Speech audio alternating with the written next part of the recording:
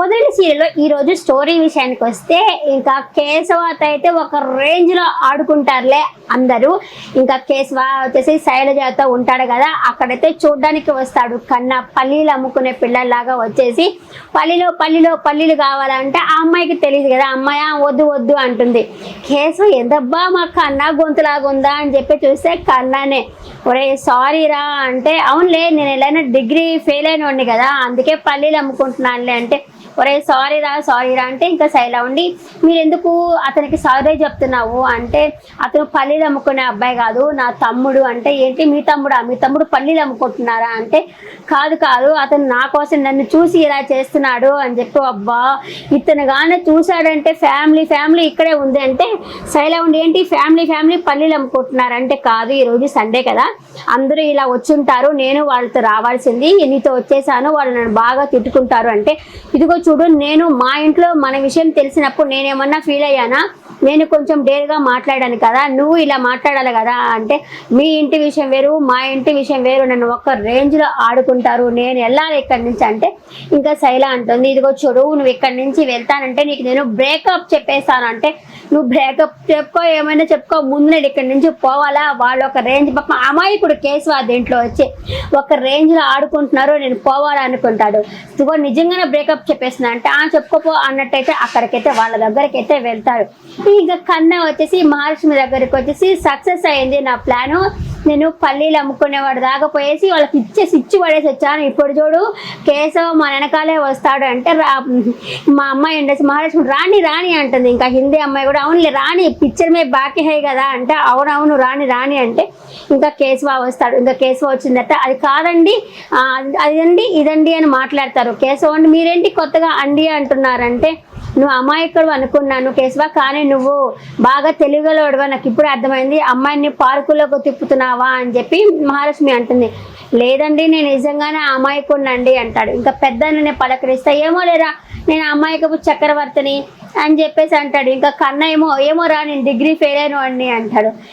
అమ్మాయి ఆమె కూడా వచ్చిందా మనీషా కూడా వచ్చిందా అంటే, మహాలక్ష్మి రాలేదు నేనే తీసుకొచ్చా, నేను ఒక భద్రకాళిని కదా మహంకాళిని కదా నేను తీసుకొచ్చాననేసరికి, నాకు అర్థమైంది మీరంతా నన్ను ఆడేసుకుంటున్నారు నాకు అర్థమైంది అంటాడు కేశవ. ఇంకా అందరూ సరదాగా నవ్వేసుకుంటారు, బాగుంది ఫన్గా అనిపించింది.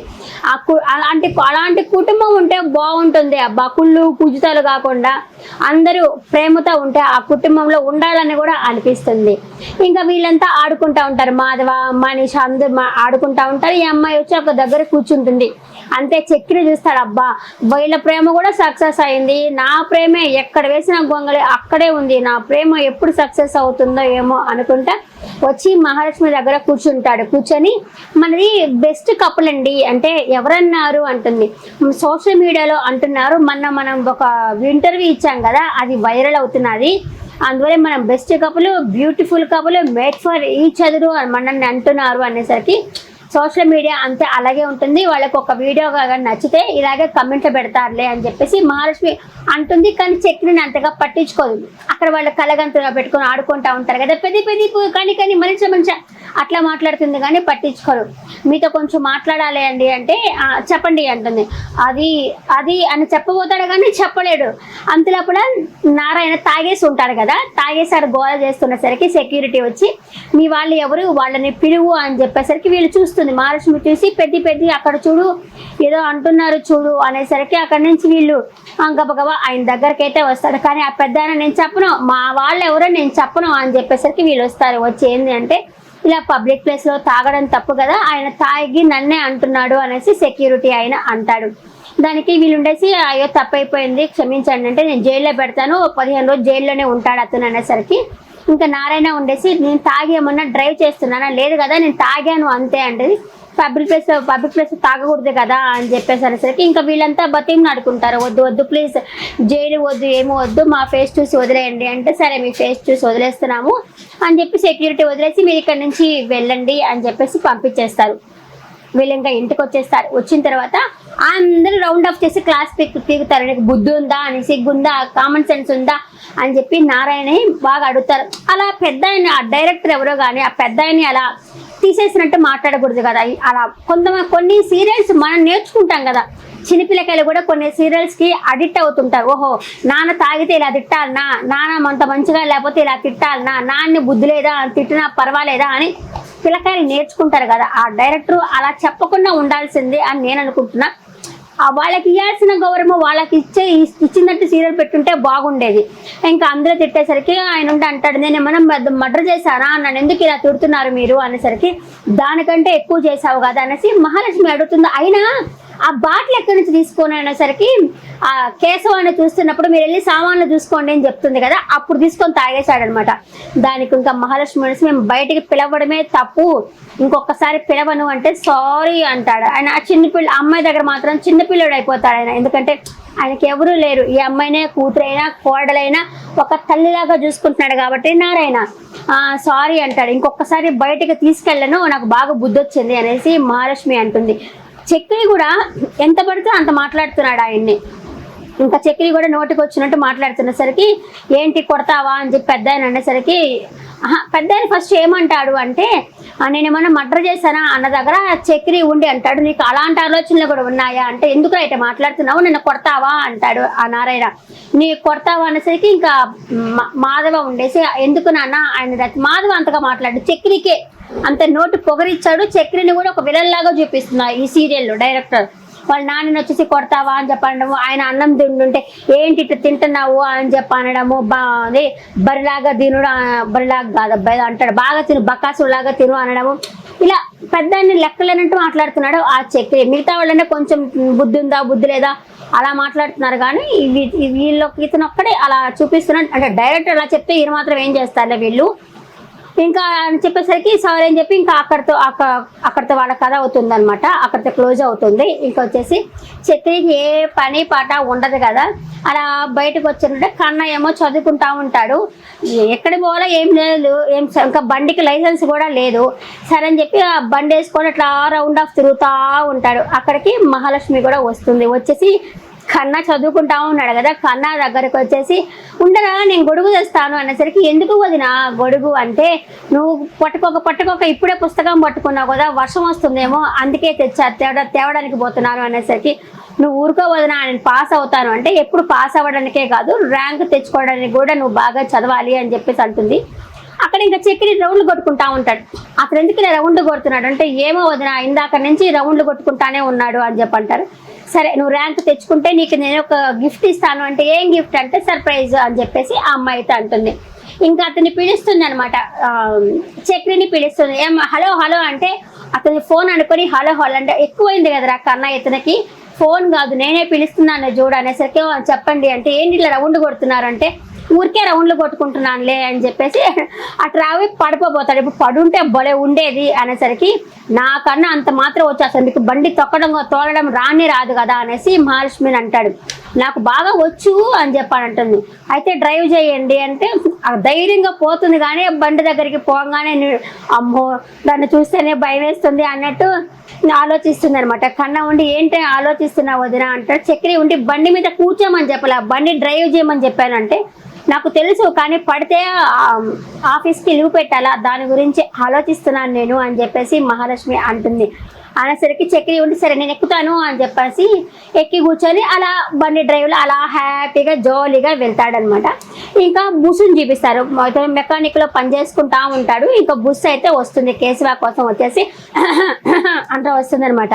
వచ్చేసరికి ఇదేం పట్టించుకోడు, తన పని తను చేసుకుంటా పోతుంటాడు. వచ్చేసరికి ఇంకా ఆ పార్ట్నర్ ఉంటాడు కదా, అతను మీ ఇద్దరికి ఏమన్నా గొడవ అయిందా అంటే అదేమీ లేదు అని అంటుంది. నా కోసం వచ్చావంటే కాదు అంటే, పోయి మా అన్న కోసం వచ్చావంటే కాదు, ఏమీ రాకూడదా అని అంటుంది. ఇంక ఇతని పని ఇతను ఏం మాట్లాడు, పని చేసుకుంటా ఉంటాడు. ఏంటి నేను బ్రేకప్ చెప్పానని కోపం వచ్చిందా అంటే, దానికి అర్థం అదే కదా అంటే, బ్రేకప్ చెప్తే నువ్వు మాట్లాడాలా బుజ్జగించాలా అవేమీ లేవు కదా అంటే, ఒక మాట అంటాడు నాకు కేశవ నచ్చింది, ఒక అమ్మాయి వద్దు అంటే ఆ అమ్మాయిని ఏడిపించడం కంటే కామ్గా ఉండడం బెటర్, అదే సంస్కారం అని చెప్పాడు. అది చాలా మంది ఇప్పుడు జెన్జీ వాళ్ళు నేర్చుకోవాల్సింది. అది అమ్మాయి వెనకాల పడి ఏడిపించడం అట్లాంటి చేస్తుంటారు కదా. ఒక అమ్మాయి వద్దు నాకు ఇష్టం లేదు అంటే ఆ అమ్మాయికి దూరంగా ఉండడమే బెటర్ అని ఆ వర్డ్, ఆ పదం నాకు నచ్చింది అనమాట. అది అంటే చెప్పాను కదా, కొన్ని మనం సీరియల్స్ చూసి కూడా నేర్చుకుంటా ఉంటామని చెప్పాను కదా.